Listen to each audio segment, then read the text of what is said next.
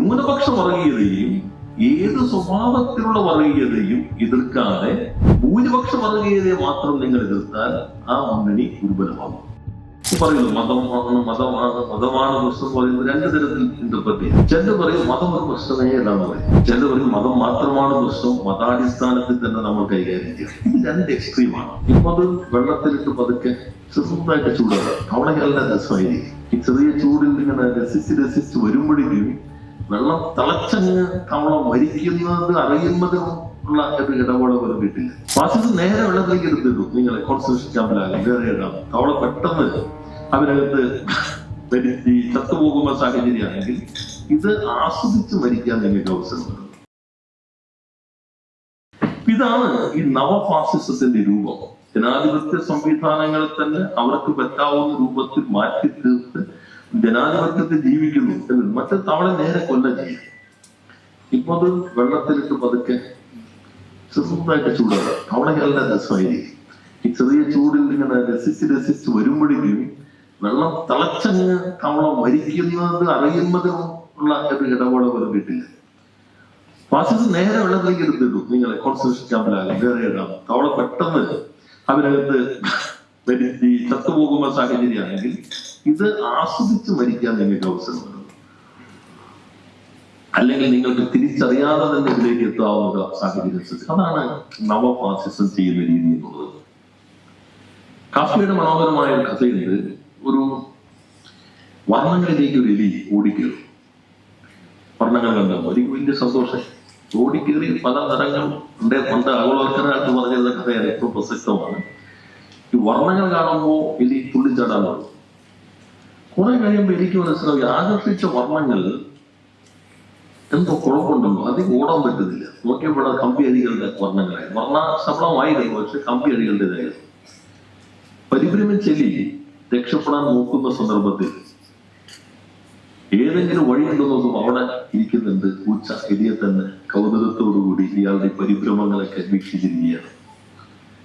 എന്നിട്ട് പൂച്ച എലിയോട് പറയും, നീ എന്തിനാണ് അങ്ങനെ വെപ്രാളപ്പെടുന്നത്? ഇത് ജനാധിപത്യമാണോ? നിനക്ക് പൂർണ്ണമായ സ്വാതന്ത്ര്യമുണ്ട്. നീ തന്നെ തീരുമാനിച്ചു, ഞാൻ അങ്ങോട്ട് വരണോ, നീ ഇങ്ങോട്ട് വരില്ല. ഇതാണ് കാഫ്കയുടെ കഥ.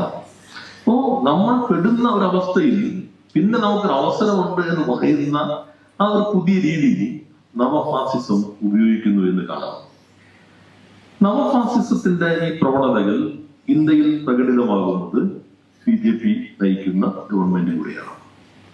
നമ്മൾ അതിനെ വർഗീയത എന്ന് പറയുന്നു. ഈ വർഗീയത അത് നേരിടുന്നതിൽ അല്ലെങ്കിൽ അതിനെ പ്രതിരോധിക്കുന്നതിൽ പൊതുവെ വന്ന പരിമിതികൾ, വീഴ്ചകൾ പലരും വിലയിരുത്തുന്നുണ്ട്. ആദ്യം കണ്ടിരുന്നത് ഈ സ്വാതന്ത്ര്യ സമരം, ബ്രിട്ടീഷ് ആധിപത്യത്തിനെതിരെയുള്ള എല്ലാവരും ചേർന്നുള്ള സമരം വഴി വർഗീയമായ കാഴ്ചപ്പാടുകൾ മറികടക്കാൻ കഴിയുമെന്നായിരുന്നു നെഹ്റു ഉൾപ്പെടെയുള്ള ഒരു കാഴ്ചപ്പാട്. നമ്മുടെ കാഴ്ചപ്പാട് സാമൂഹ്യ വിമോചന പ്രസ്ഥാനങ്ങൾ, സ്വാതന്ത്ര്യ സമരം, വിമോചന പ്രസ്ഥാനങ്ങൾ, ഇതെല്ലാം ഉണ്ടാക്കുന്ന ഒരു വർഗബോധം, ഐക്യം, അതുവഴി വർഗീയതയെ മറികടക്കാൻ കഴിയും. എന്നാൽ വർഗീയതക്കെതിരെയുള്ള ഒരു പോരാട്ടം എന്നുള്ളത് ഒരു ദൈർഘ്യമേറിയ പ്രക്രിയയാണെന്നും വർഗീയത ഒരു പ്രത്യയശാസ്ത്രമാണ് എന്നും തിരിച്ചറിഞ്ഞുകൊണ്ട് എല്ലാ തലങ്ങളിലും ഇടപെടുന്നതിൽ ദൗർബല്യങ്ങളുണ്ടായി എന്നതാണ് ഇന്ത്യൻ യാഥാർത്ഥ്യം. വർഗീയതയെ ഒരു വർഗീയ കലാപമോ വർഗീയതയോ നമ്മളെല്ലാവരും ചേർന്ന് മതനിരപേക്ഷ സദസ്സ് നടത്തി, നല്ല പ്രസംഗങ്ങൾ, പ്രഭാഷണങ്ങൾ നടത്തി, യോജിപ്പുണ്ടായി, കലാപം തീർന്നു, കേരളമാണ് എന്ന് നമ്മളെല്ലാവരും കൂടി ഒന്നിച്ചു പറയും. പക്ഷെ വർഗീയത ആ കലാപം എന്നുള്ളത് അതിന്റെ ഒരു പ്രകടിത രൂപം മാത്രമല്ല. വർഗീയത പ്രവർത്തിക്കുന്നത് പല തലങ്ങളിലൂടെയാണ്. വർഗീയതയുടെ ഏറ്റവും ലളിതമായ ഒരു നിർവചനം മതത്തിന്റെ രാഷ്ട്രീയ പ്രയോഗമാണ്. എന്നാൽ യഥാർത്ഥത്തിൽ മതം ഒരു മുഖംമൂടി മാത്രമാണ്. ശരിക്കും വർഗീയത ആ മതവിശ്വാസികൾക്കും ശത്രുവാണ്. ഇതാണ് വർഗീയതയെ നാം കാണേണ്ടത്. വർഗീയത മതത്തിന്റെ രാഷ്ട്രീയ പ്രയോഗമാണ്, പക്ഷെ മതം ഒരു മുഖംമൂടി മാത്രമാണ്.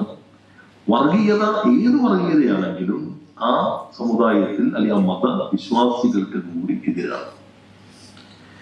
മതവിശ്വാസത്തെയാണ് വളരെ സമർത്ഥമായി ഇവർ ഉപയോഗിക്കാനായിട്ട് ശ്രമിക്കുന്നത്.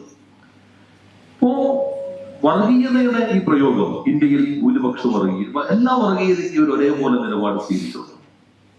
ഭൂരിപക്ഷ വർഗീയത, ന്യൂനപക്ഷ വർഗീയത, ഇത് ഭൂരിപക്ഷ വർഗീയതയ്ക്കും ന്യൂനപക്ഷ വർഗീയതയ്ക്ക് എതിരെയുള്ള നിലപാട് പ്രയോഗത്തിൽ വളരെ പ്രധാനപ്പെട്ടതാണ്.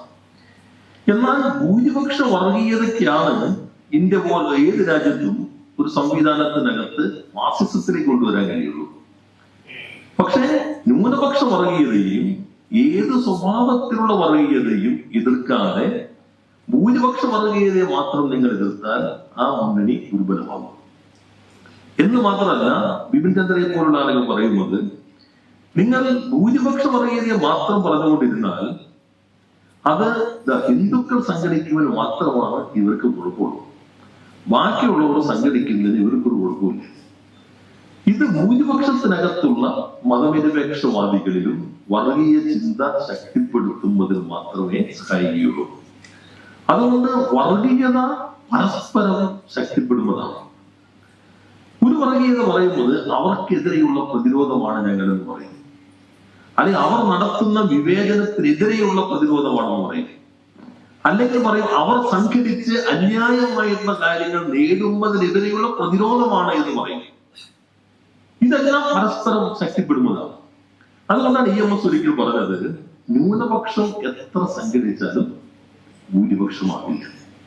ന്യൂനപക്ഷവും ഭൂരിപക്ഷത്തിനകത്ത് മതനിരപേക്ഷവാദികളും ഒന്നിച്ചു നടത്തുന്ന പ്രവർത്തനം കൊണ്ട് മാത്രമേ വർഗീയതയെ, ന്യൂനപക്ഷങ്ങൾക്കെതിരെയുള്ള ഘടനാക്രമണത്തെയും പ്രതിരോധിക്കാൻ കഴിയുകയുള്ളൂ.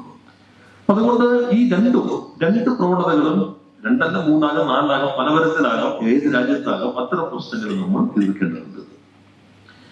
BJP ചെയ്യുമ്പോൾ ഞാൻ പോയിന്റുകൾ പറയുന്നത് സഹകളുടെ ചോദ്യോത്തരങ്ങളായിട്ട് പ്രതികരിക്കുക. ജാതീയമായി ഭിന്നിപ്പിക്കുക, വർഗീയമായി ഒന്നിപ്പിക്കുക, ഇതാണ് ഇന്ത്യയിൽ BJP ചെയ്യുന്ന രീതി. ജാതീയമായി ഭിന്നിപ്പിക്കുക, വർഗീയമായി ഒന്നിപ്പിക്കുക. ഇതിന് അവർ ശക്തമായി ഉപയോഗിക്കുന്ന ഒന്നാണ് സ്വത്വ രാഷ്ട്രീയം. സ്വത്വ രാഷ്ട്രീയം ഭിന്നിപ്പിക്കലിൻ്റെതാണ്. അപ്പോ സ്വത്വബോധം ശരിയായ ഒന്നാണ്. പറയുന്നു മതമാണ് പ്രശ്നം പറയുന്നത് രണ്ടു തരത്തിൽ ഇന്റർപ്രറ്റ് ചെയ്യാം. ചിലർ പറയും മതം ഒരു പ്രശ്നമേ അല്ലാന്ന് പറയും.